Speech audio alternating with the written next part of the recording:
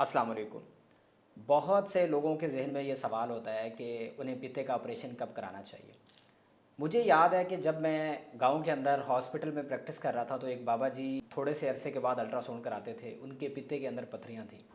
वो मेरे से ये मशवरा करते थे कि मुझे अब ऑपरेशन कराना चाहिए या नहीं कराना चाहिए। उन्हें दरअसल दर्द का मसला था, लेकिन वो बहाने से किसी न किसी फंक्शन के बायस, किसी न किसी खुशी गमी के बायस हमेशा अपने ऑपरेशन को टाल देते थे।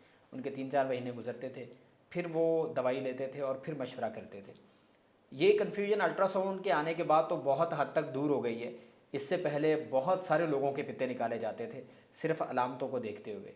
अल्ट्रासाउंड आया, अल्ट्रासाउंड की तरक्की की वजह से ये पता चलना शुरू हो गया कि गॉल ब्लैडर की हालत क्या है, उसकी दीवार कितनी मोटी है, उसके अंदर सोजश है या नहीं है, पथरियाँ कितनी हैं, भरा हुआ है या नहीं है। ये सारी की सारी चीज़ें अल्ट्रासाउंड ने बहुत हद तक आसान कर दी। इसके बाद फ़ैसला करना बड़ा आसान हो गया कि किस मरीज़ का ऑपरेशन बनता है और किस मरीज़ को पित्ते का ऑपरेशन नहीं कराना चाहिए।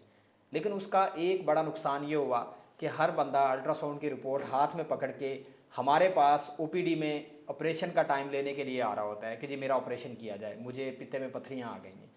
अल्ट्रासाउंड किसी और मसले के लिए कराया है, कोई गायनाकोलॉजिकल प्रॉब्लम के लिए, बच्चे के लिए कराया, लेकिन उसके अंदर इंसिडेंटल फाइंडिंग में पथरियाँ आ गई हैं, तो मरीज़ अब परेशान है कि मुझे इसका ऑपरेशन कराना है। तो आज हम इस वीडियो के थ्रू ये देखेंगे कि ऐसी कौन सी एब्सोल्यूट कंडीशंस है जिनमें हर हाल में आपको पित्ते का ऑपरेशन करा लेना चाहिए।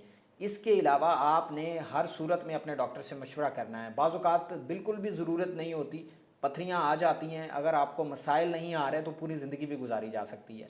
लेकिन ये 7 से 8 चीज़ें ऐसी ज़रूरी हैं कि अगर आपको बदहज़मी का मसला है, आपको खट्टे डकार आते हैं, आपको खुराक हज़म नहीं होती, आपको दाएं तरफ पेट के ऊपर वाले हिस्से में दर्द रहती है, तो आपको पित्ते का मसला हो सकता है। ये 8 से 9 चीज़ें आपके लिए बहुत ज़रूरी हैं, इसलिए पूरी मालूमात के लिए इस वीडियो को आखिर तक देखें। सबसे पहले पित्ते का एक टिपिकल दर्द होता है। पित्ता हमारा जिगर के नीचे छोटा सा स्टोर रूम होता है जिसके अंदर हमारा बाइल आके इकट्ठा होता है। बाइल जिगर से पैदा होता है, वक्ती तौर पे पित्ते के अंदर इकट्ठा होता है और इकट्ठा होता रहता है। जब हम खाना खाते हैं तो सिग्नल्स जाते हैं और पित्ते को सुकड़ने का हुक्म दिया जाता है सिग्नल्स के थ्रू। तो पित्ता सुकड़ जाता है जिसकी वजह से वो सारी रतूबतें यानी बाइल वो हमारी आंतों के अंदर आता है और वो हज़म करने के प्रोसेस में हेल्प आउट करता है। ये सिंपल सा एक पित्ते का काम होता है। लेकिन मसाइल तब होते हैं जब हमारे यहाँ पर दर्द स्टार्ट हो जाता है, अल्ट्रासाउंड कराया जाता है, उसके ऊपर पथरियाँ आ जाती हैं। ऑपरेशन कराने की पहली वजह तो ये है कि आपको अगर दाएं तरफ पेट में ऊपरी हिस्से पे दर्द हो रहा है, साथ अल्ट्रासाउंड के ऊपर पथरियाँ आई हैं, तो आपको पित्ते का ऑपरेशन करा लेना चाहिए। बहुत सारे लोगों में अल्ट्रासाउंड के ऊपर पथरियाँ आ रही होती हैं लेकिन उन्हें दर्द नहीं होता।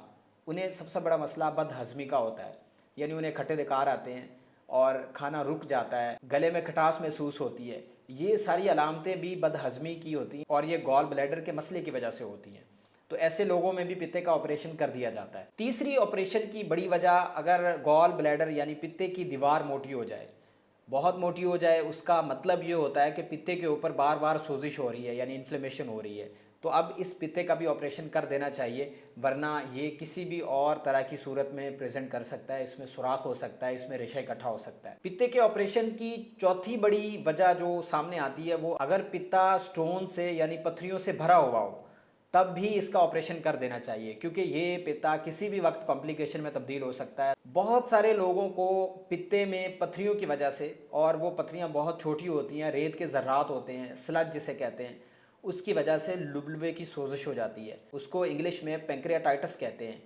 ऐसे लोगों को भी हम हॉस्पिटल में दाखिल करते हैं, उनका पेंक्रियाटाइटिस ठीक करते हैं, उस पर 1 या 2 हफ्ते लगते हैं और उनको ऑपरेशन करके घर भेजा जाता है, क्योंकि फ़र्स्ट अटैक बहुत सवेर होता है। लेकिन ऐसे लोगों को अगर घर भेज दिया जाए तो दूसरे अटैक में बाज़ औक़ात ये अटैक जानलेवा साबित होता है। तो ऐसे लोगों को उसी वक्त उसी दाखिले के अंदर ऑपरेशन करके घर भेजा जाता है।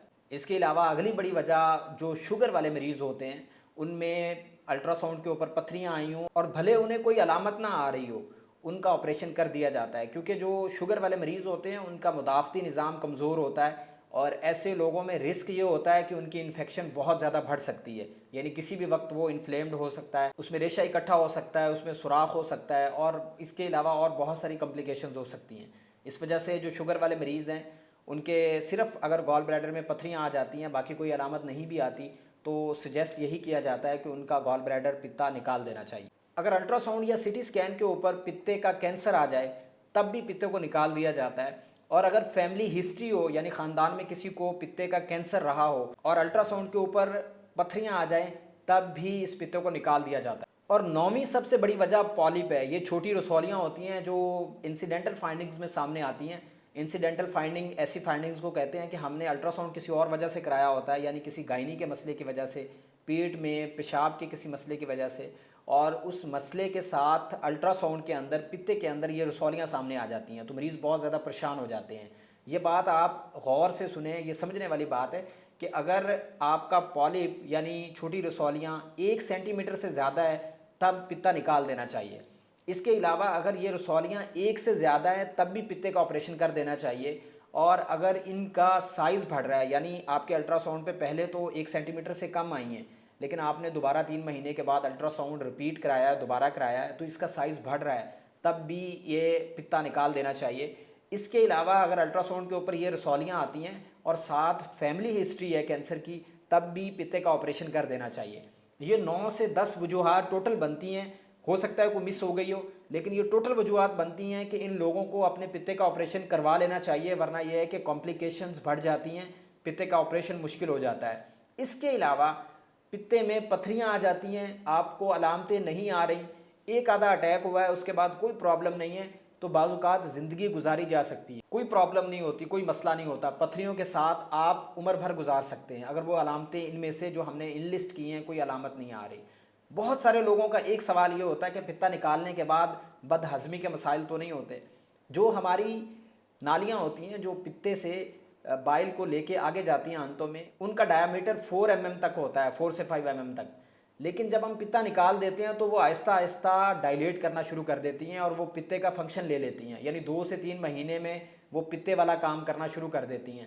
مور اور لیس یہ چیز کمپنسیٹ ہو جاتی ہے، یعنی اس چیز کا ازالہ ہو جاتا ہے، آپ کو بد ہضمی کے پرابلمز نہیں آتے، 1 2 مہینے 3 مہینے محسوس ہوتا ہے، اس کے بعد آپ نارمل زندگی گزارتے ہیں۔ امید ہے کہ یہ میسیج اور ویڈیو آپ کو اچھی لگی ہوگی۔ آپ یا آپ کے پیارے کوئی بھی اگر اس بات پہ کنفیوز تھے کہ ان کو آپریشن کرانا چاہیے یا نہیں کرانا چاہیے تو یہ ویڈیو ان سے ضرور شیئر کریں، موٹیویشن کے لیے اس کو سبسکرائب کریں اور اپنی رائے کا اظہار ضرور کریں۔ انشاءاللہ آنے والے دنوں میں ویڈیوز کے ذریعے اس چینل کے تھرو ہم بہت ساری سرجری سے ریلیٹڈ عام اور کامن معلومات شیئر کریں گے۔ تب تک اپنی صحت کا بہت سا خیال رکھیں، مجھے دعاؤں میں یاد رکھیں۔ اللہ حافظ۔